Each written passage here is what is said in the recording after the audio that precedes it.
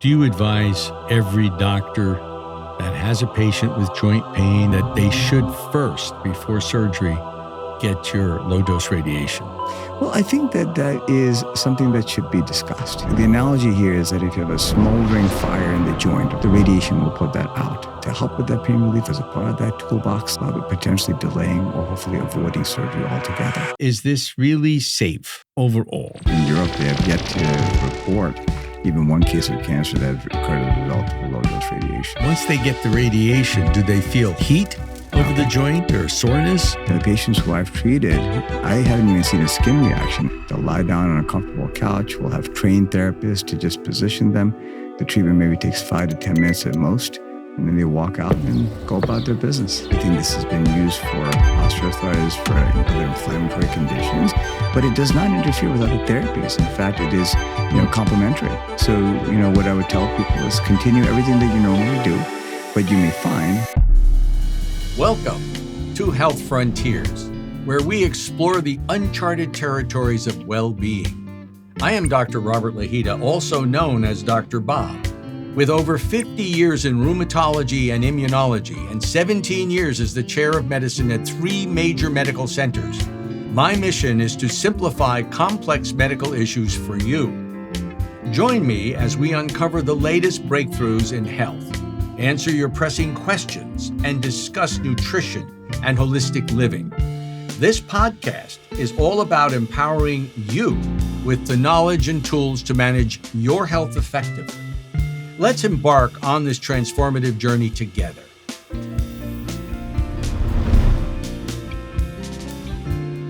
Hello, and welcome to another episode of Health Frontiers with Dr. Bob. Before we have our outstanding guests today to talk about a very interesting topic, I'm going to tell you a little bit about the news that we've accrued since our last episode.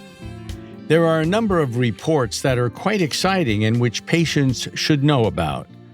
The first is a potential cure for multiple myeloma, and this was reported in the New York Times very recently. Multiple myeloma is a common blood cancer that doctors consider incurable. But a company from China, Legend Biotech, has made the cancer disappear. Reported at the American Society of Clinical Oncology meeting, doctors deliver a procedure, a therapy, which many of you may have heard of, called CAR-T immunotherapy. It's an infusion of the patient's own white blood cells, which they have removed and engineered to attack the cancer. Now, this has been used for solid tumors. It's been used for systemic lupus, for a variety of autoimmune conditions, and it is cumbersome and expensive, but it is very effective. With this, with your own WBCs or white blood cells, which have been engineered to attack the cancer, this is now being applied to cancers like leukemias and lymphomas. The therapy can be very problematic with the resulting high fevers, trouble breathing, and a variety of infections. But the company sold immunotherapy under the brand name CARVYKTI. CARVYKTI is a very expensive treatment, but it's one time. And when I say expensive, we're talking hundreds of thousands of dollars for one treatment versus the same cost over many, many months and perhaps years to treat multiple myeloma with standard therapy. So it's very exciting. The next story reported in the media was the risk of breast cancer in women who drink wine, especially those who are menopausal. And I had a story in one of my previous Ask Dr. Bob sessions where we talked about the increased incidence of dementia in postmenopausal women, depending on the symptoms that you have postmenopausal. This report states that roughly 14 out of every 100 women drinking 2 bottles of wine weekly will receive a breast cancer diagnosis in their lifetime. And roughly 6.5 million women in the USA ages 18 and older who reported heavy alcohol use in 2023. That means 4 or more drinks on any day or 8 or more drinks per week. And God knows, we all know some women who are very social and do drink a lot of wine. The mechanisms that are involved in the formation of the cancer involves a chemical called acetaldehyde, which is the product of wine in the body. The more you drink, the more of this that builds up in your system. So cancer develops over time because of DNA damage from this compound, acetaldehyde. More women, as I said, are drinking heavily these days. A 2023 report found women who turned 35 years of age between 2018 and 2019 were 60% more likely to report binge drinking or symptoms of alcohol use disorder. For reasons that are not clear, breast cancer rates are rising 1% each year in the USA in women under 50. And we know from our last or many reports back that cancer is occurring in young people more often than in the past. And the reasons for that are not clear. This may be one of them.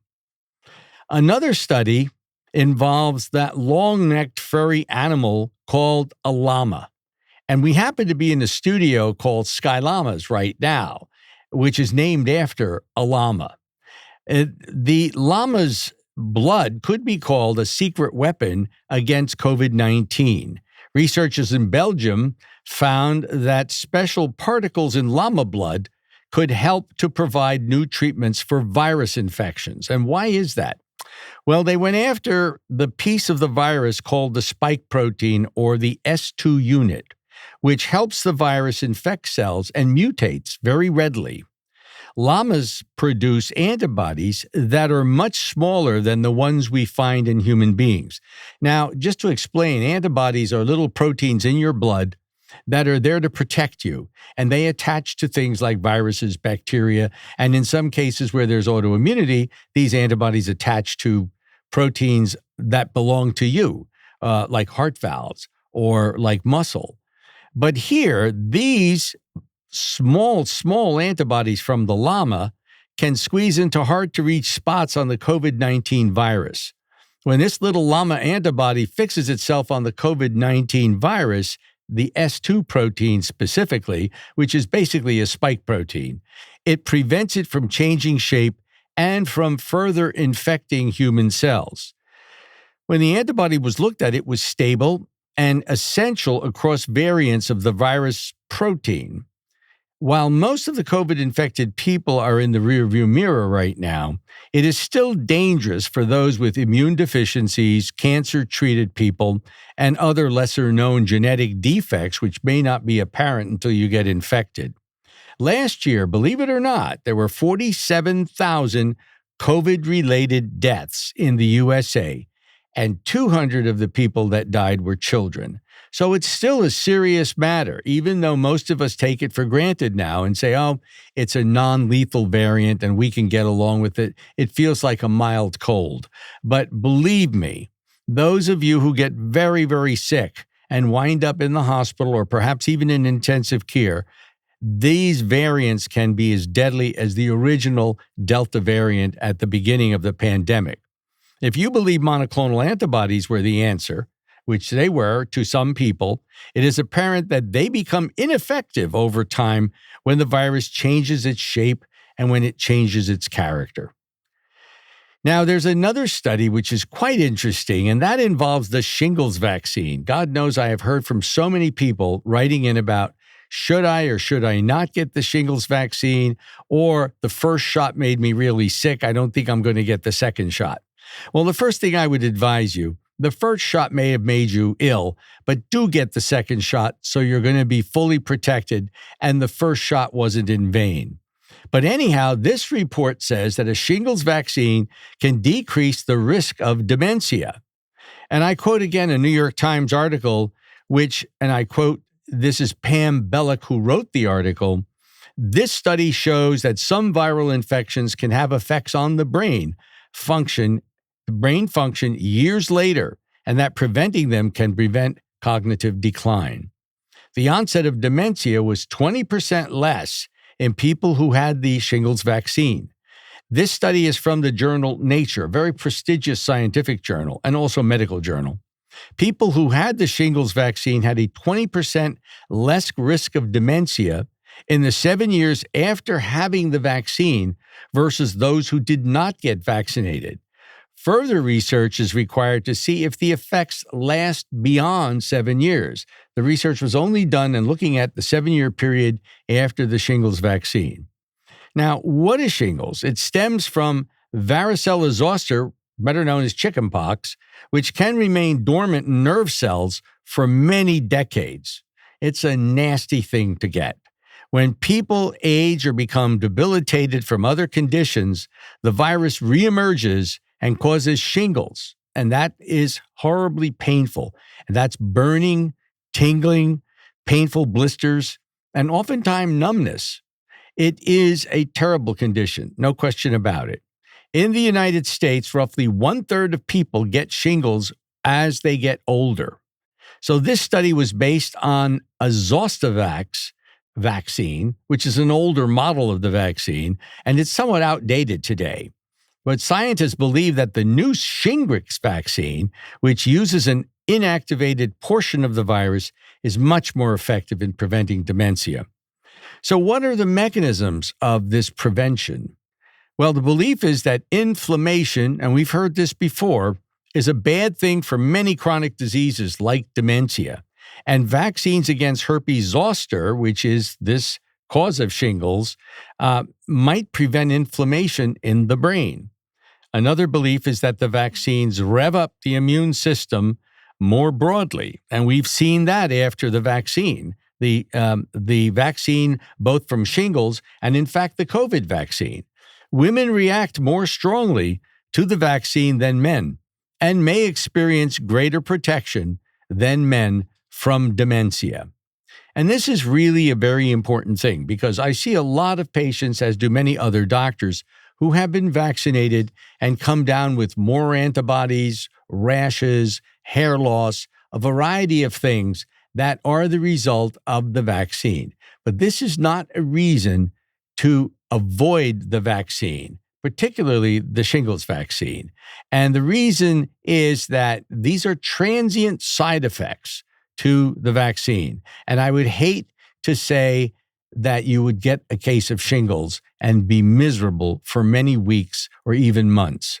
So now there's an added benefit to getting the shingles vaccine, and that is protection from dementia. My final story is there's a study showing that black tea may contribute to a healthier later life. And this is in regard to all of you out there watching who are over, say, 60, 65. The key ingredient in black tea and other things is flavonoids. Flavonoids are naturally occurring substances found in common foods and beverages, such as black and green tea, apples, nuts, citrus fruits, berries, and many, many more things. The Heart Foundation studied 881 elderly women, median age of 80, and found that they were less likely to have a buildup of calcium in their aortas, the abdominal aorta. As one gets older, calcium can build up on the walls of the aorta. It's a natural process of aging. But with people studied drinking dark black tea, they find that the calcium in the aortas are far less than in the control group. Now, there are many types of flavonoids. The study revealed a 36 to 39% calcium deficiency in the aortas of these older women who drank tea. The control group, as I said, had extensive calcification of their aortas. Young men who rarely drink that kind of dark tea and other groups of people who never drink tea might have other sources of flavonoids. And so it's good to know that this important substance that's in our natural fruits and vegetables and indeed in teas may be beneficial to your circulation and perhaps other parts of you as you get older. This was reported in Arteriosclerosis, Thrombosis, and Vascular Biology, a very highly regarded medical journal in 2024. So those are our news bulletins for this episode of Health Frontiers with Dr. Bob. And now I'm going to introduce our guest, who is Dr. Adnan Danish, who is Chief of Radiation Oncology at St. Joseph's University Hospital and Assistant Professor at the Hackensack University School of Medicine. And he is going to be talking to us about something which is very, very interesting. That is low-dose radiation for benign conditions. And I want to welcome you to the podcast, Adnan. Well, thank you so much, Dr. Bob, for having me on this show. Sure. And so tell us a little bit about the process of chronic pain and how this really works. Right. Yeah. So I am excited today to share how therapy that is commonly associated with cancer is now being used to treat patients with benign conditions such as arthritis, bursitis, and helping them to get back to the things that they love. Millions of Americans, they suffer from arthritis, they suffer from tendonitis, bursitis, and they go through therapies that oftentimes don't work, steroid injections, medications. And so I'm excited to share a newer therapy, newer to us, that may help, patients get the relief that they're looking for. So let me talk a little bit about low-dose radiation. Yeah, what therapy. is it? I mean, for the audience out there who only know that radiation therapy is used for bad cancers. Right. So the definition, perhaps, and how is it different from cancer treatment? Yeah. So low-dose radiation is a very small, targeted amount of X-ray energy that is used to calm the inflammation in joints and lead to pain relief. It's a much lower dose for these kind of conditions that we use for cancer. You can think of it as a breeze in the wind versus a hurricane. Wow, that's a pretty good analogy. Right. It's different than what we use for cancer. For cancer, the radiation, you can think of radiation as like a powerful spotlight. But for tendonitis or for arthritis, you can think of it as a soft desk lamp, just enough to modulate the environment of the joints and hopefully decrease inflammation, but not enough to cause any damage to any normal tissue. Wow, that's pretty interesting. So I can tell my patients, is there any age limit to or would you do this in young people or football players who have Achilles tendonitis, for example? Yeah, so typically what I'd like to do is use it for people who are age 50 and above. I think that's where a lot of the study and the data stands in terms of its safety, in terms of its efficacy. Try to avoid it in younger patients. Under the age of 40, I think where we would say, use the traditional therapies that we typically would prescribe for that kind of a condition. I see that the history of it is interesting. It was used in Germany? Absolutely. It is used very commonly in Europe, really, especially in Germany. They will treat about 15,000 patients per year. And it is part of their general guidelines at this point, standard treatment guidelines. And it now is, picking up traction here in the U.S. So, one of the problems, and as a rheumatologist, actually, I am a rheumatologist, ladies and gentlemen, we see a lot of osteoarthritis of the knees, the hips, the spine, the feet. And obviously, the spine hits me because there lies the spinal cord. Correct. I mean, is there any danger in irradiating osteoarthritis of the spine, for example? No, yeah. So the amount of radiation that is utilized in this kind of condition is just the same as what you might get when you do a CT scan. Really? So very safe. Again, not enough to cause damage to any normal or any critical organs, but just enough to clean up those immune cells, those inflammatory cells that are in those joints, and hopefully decrease that inflammation and lead to pain relief. Right.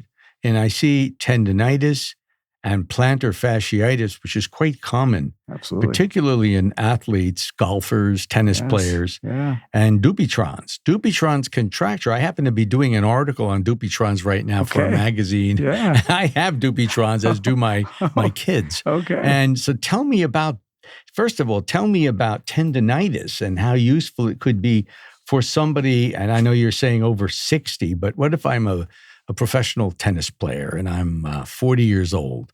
Yeah. So absolutely what I would say is if the traditional therapies aren't working, medications, injections, physical therapy, this certainly has a place there. We've used it for tendonitis. There was an article even about Usain Bolt. So Usain Bolt, very, popular and very famous, track star. Right. He had a tendonitis, and he used low-dose radiation therapy to help with that particular condition, and it worked, perfectly. Wow. We definitely have people in the community. Tennis elbow, bursitis of the shoulder. We've done it. Again, used very commonly in Europe. Now being used more commonly here. And these patients do see, pain relief. We'd say 70 to 80% of patients will see a good amount of pain relief that can potentially last, for years. And without the typical repeat of or chronic need to take medications. For example, if you take NSAIDs, you'd have to pretty much take it daily many times, or injections are done quite frequently, whereas, generally radiation therapy, 1 or 2 courses can lead to fairly good responses. So NSAIDs, for those of you who don't know what that is non-steroidal anti-inflammatory drugs like ibuprofen, naproxen, and others. They're anti-inflammatories. They're not pain medicines. So what about, you see here, Dupuytren's contracture. Now, when you make the diagnosis of that, and I have it right here on my palm, it's a bump. It doesn't hurt, but in some people, it can be very, very disfiguring and affect their fingers. Yeah. Do you get it early, or what do you advise? Yeah, so we want to try to capture that early on. I think for very advanced cases that, we'd have to typically go towards the more surgical procedures. But, early on when you see this, and if you do have, some discomfort from it, radiation therapy has been used to treat that particular condition, with good responses. Same as what we're seeing with some of the other benign conditions. Wow. So people who have osteoarthritis, which is extremely painful, perhaps rather than getting your knee replaced or your hip replaced, this may be the way to go, at least for a particular period of time. Yeah, for a particular period of time. I think, again, we want to try to, try the radiation therapy earlier on. I think when patients have very advanced joint disease that absolutely requires surgery, this is not going to help. But for patients who have tried, pain medications and injections and don't want to have surgery or want to avoid surgery, and there's still some time where we can, potentially do that, the radiation therapy can certainly benefit these people. And there are other people who can't have this, such as pregnant women. Correct. Pregnant women for sure. I think younger people, there is always this concern of secondary malignancies. And so we always try to reduce the exposure of radiation therapy, whether through diagnostics or through treatment. But despite saying that, the general, even up till this date, I mean, the Germans in Europe, they've treated thousands and thousands of patients. They've yet to report a incidence of cancer as a result of his getting low-dose radiation therapy. But again, we follow, good practices. Yeah. Wow. Okay. So how does it work? I mean, we've heard that people with very advanced joint damage that need surgery should have their surgery if that's been prescribed by your orthopedic surgeon. Pregnant women can't get this, and probably people who are under 40, it's not a great idea. No, I mean, the data is stronger for patients 40 and above, yeah. How about how it works in simple language for our audience? Right, yeah. So at low doses, radiation calms the immune cells. So there are things around those joints that are causing inflammation. So if you use a low dose of radiation, and there is a specific dose that we do, I prescribe it about 2 times a week. We give 6 treatments, and what that does is it calms the immune cells. It will that cause inflammation and pain, and allow then the joint to heal. So the analogy here is that if you have a smoldering fire in the joint, a very small smoldering fire, the radiation will put that out and to allow the joint to heal, and then subsequently get the pain relief. So, what do the patients feel? I mean, once they get the radiation, do they feel heat over the joint, or soreness, anything like that? Nothing. That's the beauty of it. These patients there are no needles, there's no pain, there's no burning of any nature. It's exactly like getting an X-ray. Okay, wow, that's pretty revolutionary. So, what about you said? There's the treatment experience step by step. Right. So, can you describe what the patient's going to experience as he or she enters your treatment room? Right. And so after, they've had the consultation and we've decided that we're going to go down this road and see if we can use the low dose radiation to help them with their particular pain. I have the patients mapped out. And so they'll come in, we'll make a body mold, we'll find a position that's comfortable for them, but allows us to focus the radiation to the joint. And then we use that particular plan then to treat them. And so they'll literally just walk into a treatment room. They'll lie down on a comfortable couch. We'll have trained therapists to just position them. The treatment maybe takes 5 to 10 minutes at most. And then they walk out and go about their business. Oh, that's pretty amazing. Yeah. So it doesn't take very long. It's, you said 10 minutes. Yeah, at most. So the 10 minutes, most of that time is used to position the patient. The actual radiation is just maybe a minute or so. So what can the patient expect? You have here what happens, what doesn't happen. Yeah. So they can expect it to be a painless treatment, quick. They'll be able to drive, work, be active. There's really no recovery or rehab that's involved. They will not feel any pain. There's no drowsiness. There's no burning. There's really no rehab needed. This is something that you would do over a course of several weeks, 2 or 3 times a week. Usually I do this every other day. You come in 10 to 15 minutes. We give you a time slot. You leave and you go about your business as you normally would. So it can be repetitive. Absolutely. So usually what the course is, 6 treatments. That's the first course. And what I'll do is follow them.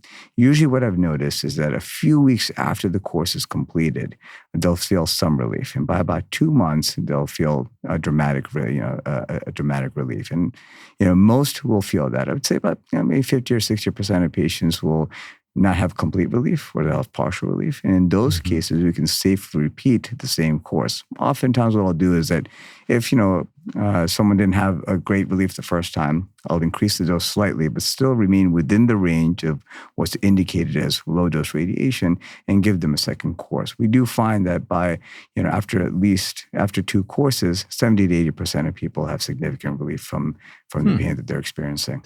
Well, that's really impressive. Yeah. So, there's a question. How soon does it work? In 2 to 3 months, they can see a difference. Yeah. And so in my experience, most patients will see some relief within a month. Now, I've had patients who have gone through it and mid-treatment course, surprisingly, they'll already start to feel better. I had a patient who I recently treated for knee arthritis. They had injections. They were taking, again, things like Advil or medications, and really didn't want to have the surgery, but this was compromising their ability to be functional and do the things that they normally would. So I'd say after the first week, she was more mobile. She noticed that she was not requiring as much of the Advil. And by the end of it, she really felt a lot more mobile. I did see that person in follow-up. I usually see people about 2 months after the course is done to assess the response. That particular patient had a complete response and was not taking any NSAIDs at all. So not to say that is going to be our typical picture, but as a typical picture would be about 8 weeks later, good relief. By about 12 weeks, we should really see the full benefit of what we did. And you have a lot of examples.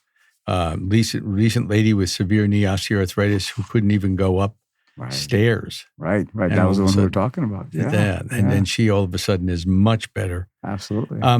Let's talk about safety, because the questions I'm sure that our doctors are going to be asked if they recommend this to patient. Is this really safe overall?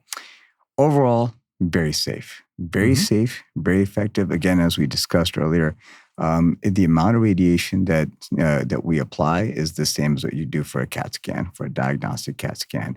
And the risk for developing secondary cancer, which is what many people are concerned, has been zero. In Europe, they have yet to report even one case of cancer that has occurred as a result of the low-dose radiation.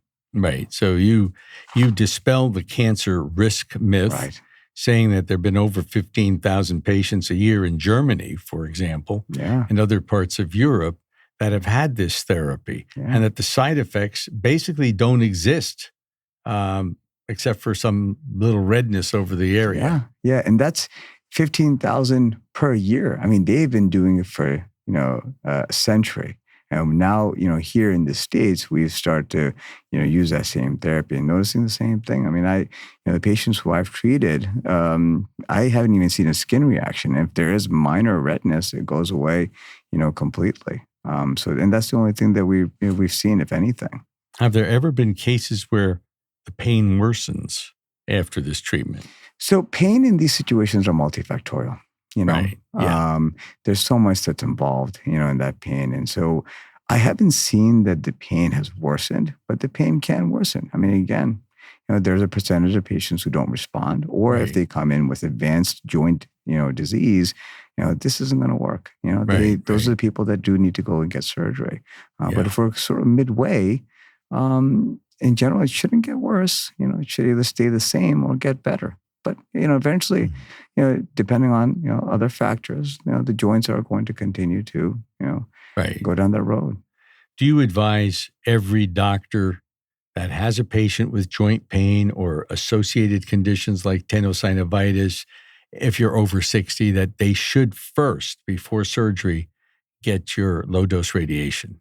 Well, I think that is something that should be discussed. We have a toolbox of therapies that we provide to all our patients, regardless of the condition. So specifically for these kinds of painful conditions, we'll give them options and what works. And I think this is a gentle option that, should be added to the discussion of, things that we can potentially offer, to help patients get back to doing the things that they love.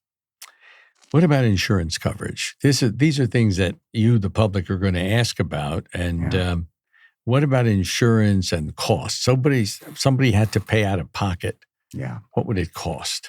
Yeah. So so far, I haven't had any trouble getting insurance authorization. I think it's become a recognized therapy, especially it's something that out of pocket. So we're certainly just depend on the insurance coverage that the patient Right. has. But for the most part, if they are insured, this should be an insured benefit.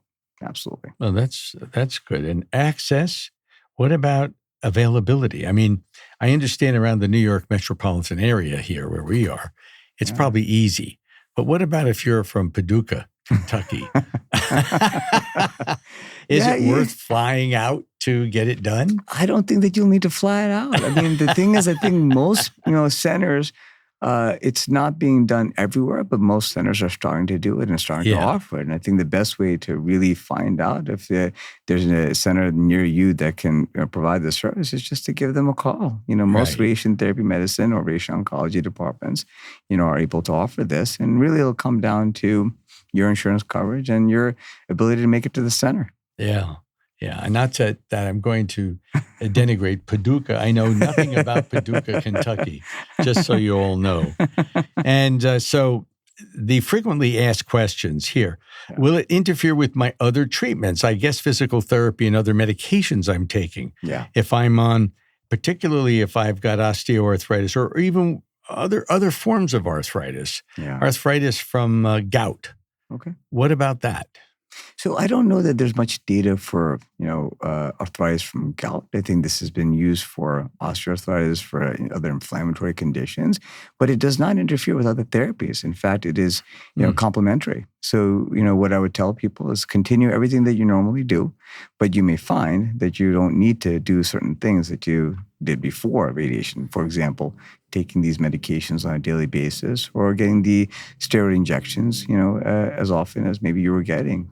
In fact, there was a recent study that was just published, I think out of Russia, where it compared people who were getting steroid injections versus low-dose radiation and found that those who got low-dose radiation had a lower chance of joint degradation versus those who got steroid injections. And so, I say physical therapy, all your medications continue as you normally would, but you may find that you may not need it as much.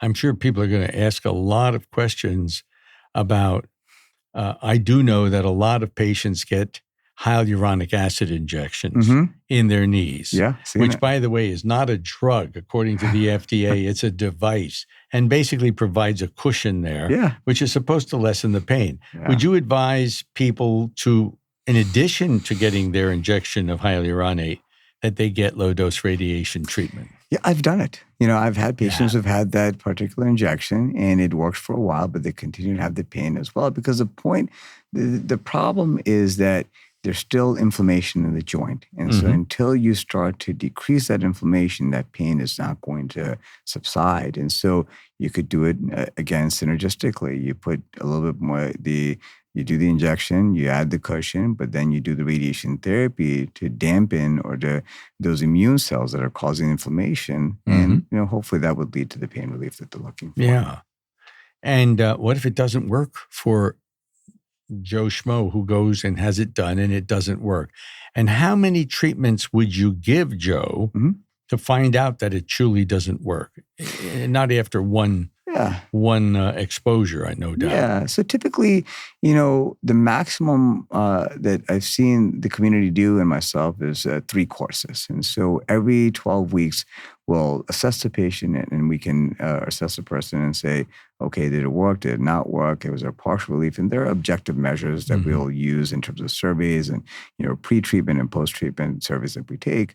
And based on those, particular responses, then we can prescribe other therapies. The good thing about this is that because it's so low dose, there's no damage to any healthy tissue, and you could safely repeat these courses to hopefully get the pain relief that we're looking for. But in general, I'd say, many people after 1 course, most people after 2 courses, 3 courses, I think, by that point, that's dealer's choice. But if by 2 or 3 courses we don't see the response, then we move on to other therapies. So this is not experimental? No. Okay, that's a question that's always asked. Absolutely. Absolutely. Right. It is not experimental. There's plenty of data and clinical evidence to support it. It is in international guidelines as a standard treatment option, for these patients. And so it's just that we're picking up traction here. If a patient has this treatment, can he or she get their joints replaced later? Absolutely. That is also a myth that we are, debunking. Oftentimes the surgeon will feel that if you've had the radiation, it may decrease their ability to have that surgery but that's never been shown at all. Yeah. Okay. So let's go to the closing thoughts here with regard to this. Your key takeaways. Right. Look, low dose radiation is safe. It's proven. It's non-invasive as an option for people suffering from osteoarthritis or tendonitis or any other painful joint problem. I think that if someone's struggling with the traditional therapies that most people prescribe, this would be a perfect option to help with that pain relief as a part of that toolbox, but potentially delaying or hopefully avoiding surgery altogether. People don't have to leave with pain. There's so much out there. And this is a gentle and a new approach that we're using here in the States. Not a new approach. It's been used in Europe, for decades, and Germany, of course. But this is something that, potentially can help to change the landscape as to how we address, painful joint problems. Yeah. So the bottom message, the final message is you don't have to live with pain. Absolutely. No, we don't have to live with pain. There are plenty of options out there. There are plenty of things in that toolbox that we can explore. And this is yet another tool that should definitely be explored as a part of their management. Well, ladies and gentlemen, as is always the case, I learn as much as you with regard to this from a medical standpoint. And this is something that your doctor, you could ask your doctor about, and he or she can go to the literature and see what the story is with low-dose radiation for chronic pain syndromes, plantar fasciitis, Dupuytren's contracture, and a variety of other modalities and diseases that are very annoying and very difficult to treat from the standpoint of most physicians. Yeah. So you want any final comments before I thank you for your appearance today? Yeah, no, but I mean, look, people, there's a lot out there, and I think medicine is constantly evolving and changing and getting better. I think that we just need to be aware of all of those options that are out there. And, talk to your physician. Go out there and say, something isn't working and let's try something different. And this is something different that has been shown to be effective and safe and non-invasive and allows people to get back to the things that they love. Great. Well, I want to thank you for coming.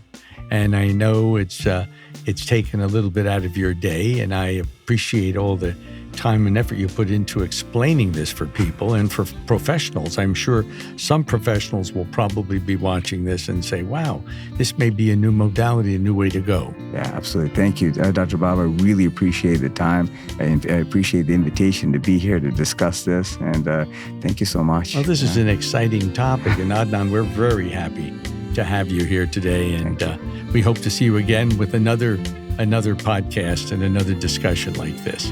Absolutely. Anytime. Anytime. Okay. Thank you. And thank you all for watching.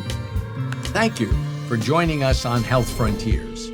I hope today's episode provided valuable insights into your well-being. Remember, this podcast is not a substitute for professional medical advice, but a source of knowledge and guidance. If you have any questions or topics you'd like us to cover, please reach out. Make sure to like, subscribe, and visit our website at www.healthfrontierspod.com. Join us next time as we continue our quest to uncover the latest in health and wellness. Stay healthy and empowered. Until next time, I'm Dr. Bob.